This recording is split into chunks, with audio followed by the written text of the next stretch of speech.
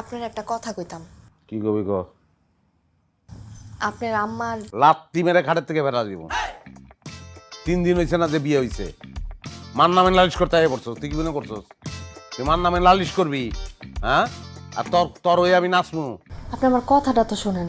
লাত্তি খাবি কিন্তু, হাঁচাই লাত্তি দিব কিন্তু অনেক। তখন তো সেরিকো আমার চিনা আছে। তোরা স্বামী আর শাশুড়ির লোকে গন্ডগোল লাগাস, তারপর কয়দিন পরে কস যে আমি আর এই সংসারে থাকবো না, আমার হলে আলাদা সংসার করো। অত সোজা না, তোর কথা আমি কোনোদিনই আসবো না। আপনি আমারে ভুল বুঝতেছেন। কি করলি তুই? ভুল বুঝতেছি মানে? আমি হীরা ভুল বুঝতেছি? আমি ভুল বুঝলে এই লাখ লাখ টাকার ব্যবসা সম্পত্তি এগুলো সামলাইতে পারবো। কোর্টে আসামিরে শাস্তির দানের আগেও তার কথা শুনুন লাগে।